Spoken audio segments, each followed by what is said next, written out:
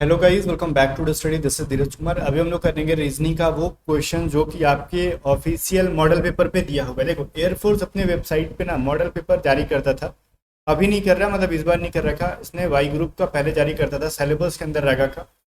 तो उसमें जो मॉडल पेपर था ना सिलेबस के रागा में, उसकी रीजनिंग जो है ना वर्बल एंड नॉन वर्बल, उनको मैं करवा देता हूँ अभी। और इनको करो, आपको आइडिया लग जाएगा कि एयरफोर्स किस टाइप का नॉन वर्बल या फिर मॉक टेस्ट जो देता है एग्जाम से पहले, वो मॉक टेस्ट किस प्रकार का देता है। एयरफोर्स के ऑफिशियल साइट होगा, मॉक टेस्ट का होगा। और इसकी पीडीएफ भी मैं दे दूंगा आपको टेलीग्राम पे, तो टेलीग्राम को सर्च करो @A to Z स्टडी और ज्वाइन कर लो फटाफट, ठीक है। बाकी गाइस एक चीज मैं बताना चाहूंगा, अगर आप वाई ग्रुप की तैयारी कर रहे हो, ध्यान से मैं सुन लो, मैं रियली बता रहा हूँ। अगर वाई ग्रुप का कम टाइम के अंदर आपकी प्रिपरेशन खराब है और बहुत अच्छा करना है ना, बस हमारी पेड बैच को एक बार फॉलो करके देखो। रियली मैं कह रहा हूँ 100% आपको एग्जाम में बहुत बेनिफिट देखने के लिए मिलेगा, अगर आप मतलब हार्ड वर्किंग गाइज हो तो। अब ऐसा नहीं कि हम पैसा भी दे दिए और पढ़ भी नहीं रहे, तो फिर कोई फायदा नहीं है। एक बार आप हमारी बैचेस को ज्वाइन करके देखो, जितने कंटेंट दे रखे हैं और थोड़े थोड़े ऐड हो रहे हैं, उसके अंदर रिकॉर्डेड वीडियोस मिल रही है कि आप अपने टाइम के अकॉर्डिंग पढ़ लो। उसमें हम लोग ऑनलाइन मॉक टेस्ट दे रहे हैं 40+, जितना मॉक लगाना है लगा लो।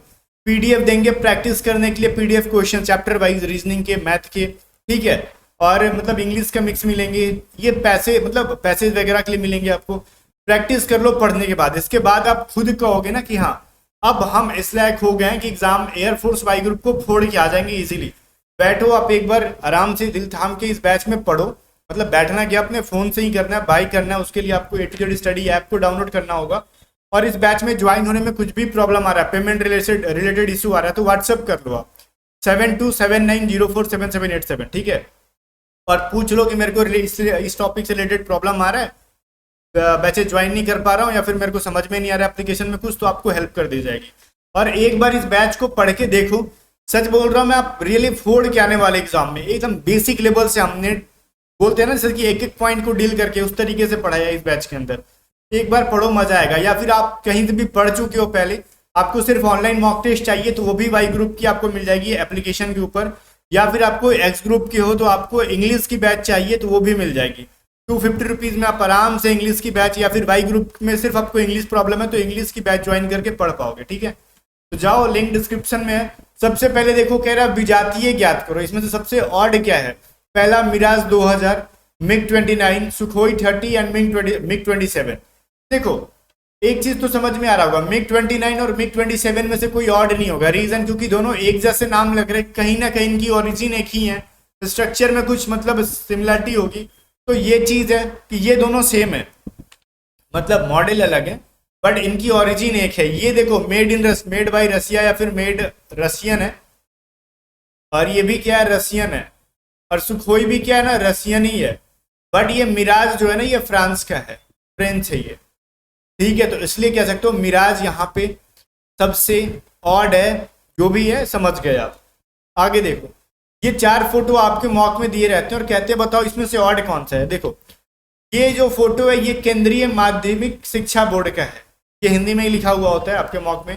सेकंड दिख दे रखा है केंद्रीय विद्यालय, फिर हबली करके दे रखा है, ठीक है। यहाँ पे देखो हबली दे रखा है, केंद्रीय विद्यालय का ये भी केंद्रीय माध्यमिक शिक्षा बोर्ड है। और ये लोगो दिख रहा होगा आपको, इंडियन नेवी का है।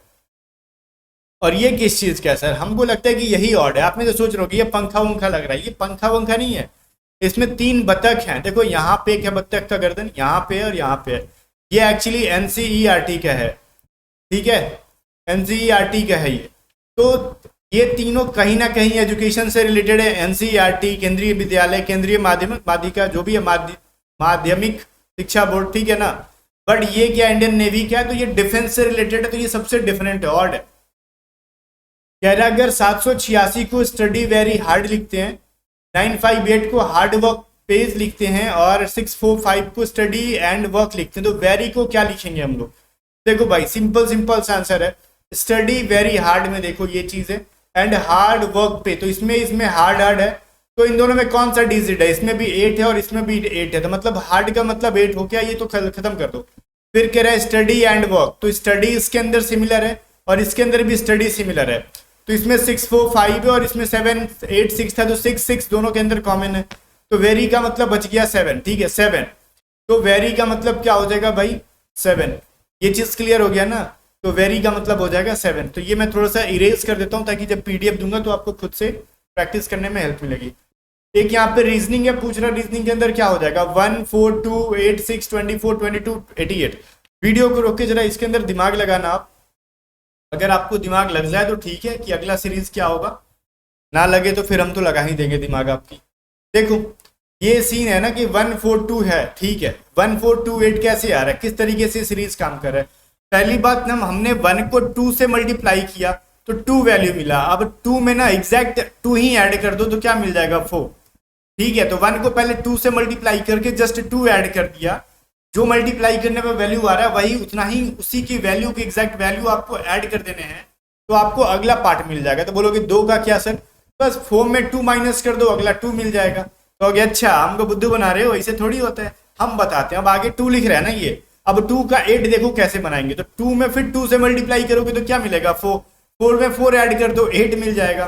ओके हाँ सर आ गया, लेकिन 6 का क्या, तो 6 का कुछ नहीं, अब 8 में फिर से 2 से माइनस कर दो 6 मिल जाएगा बस। अब फिर 6 का क्या सर, तो 6 में 2 से मल्टीप्लाई करो कितना मिलेगा 12, तो 12 में कितना ऐड करोगे, कहोगे सर 12 ऐड करेंगे तो मिल गया 24, 24, तो 24 में 22 कैसे, तो फिर से 2 माइनस कर दो बस, 2 से मल्टीप्लाई करके जो वैल्यू आ रहा है उतना जोड़ो, फिर अगले वैल्यू के लिए 2 माइनस करो, ठीक है। 22 में देखो एग्जैक्टली हमने 2 से मल्टीप्लाई कर दिया 44 आ गया, 44 में एग्जैक्ट फिर से हम लोग सेम टू सेम 44 को ऐड कर देंगे तो मिल जाएगा 88, और 88 तो है, तो 88 के बाद कुछ बताओ, तो कुछ नहीं सर अभी तो माइनस करने का जमाना है, तो 86 आ जाएगा। करेक्ट आंसर डी हो गया, है ना मजेदार सा लॉजिक ये। चलो इसका ये मैं इरेज करता हूँ, जस्ट आपको आंसर के साथ ये दे दूंगा ताकि लॉजिक समझ में आए, किसी को समझ में नहीं आ रहा होगा तो पीडीएफ में देखो। कह रहा है एक परीक्षा में एक छात्र ने प्रत्येक सही उत्तर के लिए 4 अंक, देखो छात्र नहीं, एक एग्जाम होता है, जैसे आपका एग्जाम होता है एयरफोर्स का ना, तो एक सही करोगे तो आपको 1 नंबर मिलेंगे, 1 मार्क्स मिलेंगे, अगर एक नेगेटिव कर दोगे तो माइनस क्या हो जाएगा 0.25 हो जाएगा। वैसे इनका एग्जाम में कुछ अलग सीन, अगर आप एक सही करोगे सवाल तो सीधे 4 नंबर मिलेंगे, अगर एक गलत कर दोगे तो 1 नंबर कट जाएगा, सही में से 1 नंबर कटेगा। तो उस भाई ने 75 क्वेश्चन हल कर दिए हैं तो कुल उसको 125 नंबर मिलता है, ठीक है। तो उसके द्वारा सही किया गया सवाल बताओ, तो मान लो करेक्ट किया गया पता है कितना है, करेक्ट x नंबर है, या फिर x सवाल को, x क्वेश्चन उसने क्या किया भाई करेक्ट किया गया, सवाल है नंबर नहीं कह सकते उसको, तो x क्वेश्चन सही किया गया, तो x को 4 से मल्टीप्लाई कर दोगे तो उतने मार्क्स मिल जाएंगे सही वाले, इसको ध्यान से सुनना, सही वाले मिलेंगे 4x। अब उसने कितना गलत कर दिया, तो कहोगे देखो 75 अटेम्प्ट किया था तो इनकरेक्ट कितना हो जाएगा, तो 75 में से x मल्टीप्लाई कर माइनस कर दो, जितना सही किया उतना माइनस कर दो, तो हम लोग माइनस कर देंगे इसके अंदर 75 माइनस x, 1 से मल्टीप्लाई कर दो तो इतना नेगेटिव मार्किंग कट के कुल मिला के इसको 125 मार्क्स मिले। इनको मल्टीप्लाई करेंगे 4x माइनस 75, और ये माइनस प्लस माइनस मिलके प्लस बन जाना है, इनका हो जाएगा 125। अब ये 4x प्लस x कितना हो जाएगा 5x, और ये बन जाएंगे इधर जाके आपके 200, तो x बराबर क्या हो जाएगा 40, मतलब x की वैल्यू पूछ रहा था। करेक्ट क्वेश्चन कितना अटेम्प्ट था भाई का 40 सही कर रखा था उसने, ऑप्शन नंबर बी सही है, ठीक है। 21 देखो कह रहे हैं ना 5 11 21 8 17 33 है, तो 7 15 के बाद वाट के मतलब करो यहाँ पे क्या हो जाएगा, ब्लैंक की जगह पे क्या हो जाएगा, देखो 5 इंटू 2 कितना होता है, तो सर 10 में 1 ऐड कर दो 11 आ जाएगा, ठीक है। 5 इंटू 4 कितना होता है, कहोगे सर 20 में 1 ऐड कर देंगे 21 आ जाएगा, क्लियर है। फिर 8 इंटू 2 कितना होता है 16 में 1 ऐड कर दो 17, 8 इंटू 4 करोगे तो कितना मिलेगा 32, 31 में ऐड कर दोगे 32 में 1 ऐड कर दोगे 33, एज इट इज वही काम करेंगे हम लोग। 7 इंटू 2 करोगे 14, एंड 14 में 1 ऐड करेंगे तो 15, अब क्या करोगे 14 4 जा 28, 28 प्लस 1 इज इक्वल टू 29, कहोगे है क्या कहीं पर सर, हाँ सर ऑप्शन नंबर 1 के अंदर दिख रहा है ना आपको 29 सही है फिर, ठीक है। चलो 22 नंबर सवाल दे रहा है आपसे कि ABCD ताश खेल रहे हैं 4 लोग, और 4 लोग जब ताश खेलते हैं तो ऐसे बैठते हैं, ठीक है। एक इधर बैठ जाएगा, एक इधर बैठ जाएगा, और एक इधर और एक इधर, आमने सामने बैठते हैं। जो पार्टनर होते हैं आमने सामने, A और B साझेदार है, मतलब A एंड B पार्टनर्स हैं। तो D का फेज जो है उत्तर की ओर है, नॉर्थ की तरफ है, तो D को इधर बैठाएंगे तभी ना ये ऊपर की तरफ देखेगा, सामने वाले की तरफ तो नॉर्थ में जाएगा, ठीक है। और A का मुंह पश्चिम में, अगर A यहाँ बैठेगा तभी ये इस साइड देख रहा होगा, बात समझ में आ रहा है, इस साइड देखेगा, क्योंकि इधर बैठता है उसके सामने देखते हैं। तो A का पार्टनर B है और D का पार्टनर कौन बचा C, तो दक्षिण में कौन देख रहा है, साउथ में C भैया देख रहे हैं, तो C कहाँ पे ऑप्शन नंबर A के अंदर है, ठीक है। तो A is the correct answer, आगे देखो 23 कह रहा है खतरे में हमेशा क्या होता है, कहोगे खतरे में हमेशा शत्रु होता है, नहीं भैया, खतरे में हमेशा फियर होता है। करेक्ट आंसर इसका फियर बन जाएगा। ठीक है, चलो, खतरे में क्या होता है, फियर हो जाता है। आगे कह रहा है अगर हम प्लस का मतलब डिवाइड और डिवाइड का मतलब माइनस, माइनस का मतलब मल्टीप्लाई, मल्टीप्लाई का मतलब प्लस है, तो इस इक्वेशन को सॉल्व करते हैं। देखो कह रहा है प्लस का मतलब डिवाइड कर दो, डिवाइड का मतलब माइनस कर दो, माइनस का मतलब मल्टीप्लाई कर दो, मल्टीप्लाई का मतलब प्लस कर दो 6। ये 4 बार में कट जाना है, 4 माइनस ये हो जाएगा 4 3 12 प्लस 6। ठीक है, तो क्या मिलेगा 10 माइनस 12 बराबर -2। ऑप्शन सी जो है यहाँ पे सबसे ऑड है। ठीक है, चलो अगला सवाल देखते हैं हम लोग। 25 नंबर सवाल कह रहा है बताओ आप डॉक्टरों, वकीलों और पेशेवरों, ठीक है, डॉक्टर, लॉयर और प्रोफेशनल्स का एक वेन डायग्राम बताओ। देखो भाई, डॉक्टर को इतना फुर्सत नहीं है जाके वकीलगिरी करे कोर्ट में जाके, और वकील के पास इतना टाइम नहीं है कि अपना बैच छोड़ के किसी का ऑपरेशन करे। वो था डिफरेंट प्रोफेशन। ठीक है, पहली बात तो दोनों प्रोफेशन ही और दोनों प्रोफेशनल ही होते हैं। तो एक सर्कल होगा प्रोफेशनल्स का, उसके अंदर बहुत सारे प्रोफेशन आते हैं, और एक डॉक्टर भैया होंगे और एक वकील भैया होंगे, लॉयर भैया। ठीक है, चलो फिर, तो ये ऑप्शन नंबर ए इसका सही आंसर है। 26 नंबर सवाल देखो, पहले ना इधर है नीचे की तरफ, फिर देखो इधर ऊपर गया, फिर इधर गया, फिर इधर गया। ये सवाल देखो थोड़ा सा अटपटा लगेगा आपको, इसमें रूल की मतलब क्या था ना, इन्होंने एयरफोर्स वाले कुछ कुछ गलत भी आंसर कर रखे हैं, और इसमें जबरदस्ती का अगर हम लोग आंसर लाना चाहे तो ला सकते हैं, अदरवाइज ये क्वेश्चन गलत साबित करने में 2 सेकंड नहीं लगेगा। देखो मैं बताता हूँ ना, जैसे कि एयरफोर्स के साइड पे ना इस सवाल का आंसर गलत दे रखा था, इसका मैंने जैसे आपको 7 बताया, शायद उन्होंने 6 बता रखा था, जो कि गलत है। ठीक है, इसका करेक्ट आंसर 7 ही होगा, बिकॉज 6 का तो अर्थ कुछ और निकल रहा था, स्टडी निकल रहा था, कुछ कुछ आंसर इन्होंने साइड पे गलत भी दे रखे थे, वो हो जाता है इनसे। ठीक है ना, देखो अब यहाँ पे भी गलत कुछ आंसर दे रखा है इन्होंने। देखो पहली बात, अगर मैं बोलूँ ना, अगर ये नीचे है तो फिर अगर मतलब क्या कहते हैं साउथ में है तो ये नॉर्थ में गया, फिर अगर वेस्ट में है ये ईस्ट में गया, तो ये चारों डायरेक्शन जब खत्म हो जाएगा तो स्टार्टिंग से इसको स्टार्टिंग करेंगे, तो स्टार्टिंग से स्टार्टिंग करने के लिए बी आंसर सही है। लेकिन वो लोग कह रहे हैं नहीं हम सी को मानेंगे, तो मैंने भी सोचा ना कि ठीक है सी को सोचते हैं किस तरीके से मनाया जा सकता है, तो मैंने एक और लॉजिक निकाला सी को मनाने के लिए, जबरदस्ती का लाने के लिए मैंने एक सोचा। तो देखो इसमें सबसे पहले ना, अगर इसका हम नीचे वाटर मिरर करोगे आप तो ये फोटो मिल जाएगा। ठीक है, ध्यान से सुनना, पहले अगर वाटर मिरर करो, जल दर्पण करेंगे तो ये वाला फोटो मिल जाएगा। अब इस वाले फोटो को ना हम अगर हम 90 डिग्री रोटेट करेंगे एंटी क्लॉकवाइज, तो फिर अपने को ये फोटो मिल जाएगा। अगर ये पार्ट अगर ऊपर में आया तो यहाँ पे आ जाएगा 90 डिग्री, जो कि यहाँ पे है। पहले क्या किया हमने, वाटर मिरर किया, WM कर दो इसको, वाटर मिरर का मतलब नीचे लिखते हैं, वाटर मिरर किया, फिर सेकंड से यहाँ जाने का मतलब 90 डिग्री एंटी क्लॉकवाइज किया। अब इस बार क्या किया, साइड मिरर कर दिया। साइड में अगर हम दर्पण लगा देंगे तो कुछ ऐसा मिल जाएगा। अब फिर से क्या करो, 90 डिग्री एंटी क्लॉकवाइज करोगे ना, एंटी क्लॉकवाइज, तो ये कैसा बन जाएगा, ऐसा बन जाएगा। ठीक है, तो जो कि सी के अंदर दे रखा है। तो ये लॉजिक थोड़ा सा बड़ा अटपटा इन्होंने लगा रखा है। बाकी चलो अगर इनकी तरह से चलेंगे तो पहले वाटर मिरर, तो ये कोई लॉजिक नहीं कि पहले वाटर मिरर कर देंगे, करना तो आप बार बार वाटर मिरर करो या फिर डायरेक्ट साइड मिरर करो। इस अनुसार अगर मेरे से कहो क्या आंसर होना चाहिए था तो बी होना चाहिए था। ठीक है, सी नहीं होता, बट इनके लॉजिक के अनुसार चलो हम लोग सी ला देते हैं जैसे मैंने बताया। अब देखो ये ठीक है, 27 नंबर सवाल देखो, ये जो अंदर का पहले इधर से था, फिर एंटी क्लॉकवाइज जा रहा है 90 डिग्री रोटेट, फिर देखो anti clockwise 90 degree rotate, anti clockwise 90 degree rotate, इस बार एंटी क्लॉकवाइज रोटेट कराओगे तो बाहर वाला ऐसे बनेगा, फिर अंदर वाला देखो ऐसे है। ठीक है, और फिर देखो ये बना ऐसे। ओके, अब इसको भी कैसे घूम रहा है, ये क्लॉकवाइज घूम रहा है, ये 90 डिग्री क्लॉकवाइज घूमते जा रहा है, तो अब ही घूमेगा ना, तो ऐसे घूम जाएगा ये इस बार। तो ए के अंदर ही है ये चीज, तो क्लियर है। मतलब इसमें बाहर का जो फिगर है 90 डिग्री एंटी क्लॉकवाइज, और अंदर का फिगर जो है वो उसको आप रोटेट करते जाओ 90 डिग्री क्लॉकवाइज, आंसर आ जाएगा।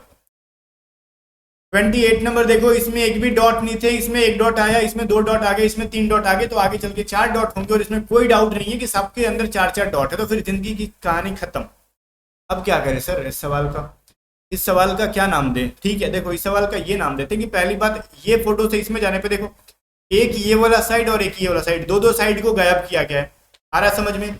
इससे इसमें जाने पे ना देखो, एक तो ये वाला साइड गायब कर दिया और ये साइड, 2 साइड गायब कर दिया।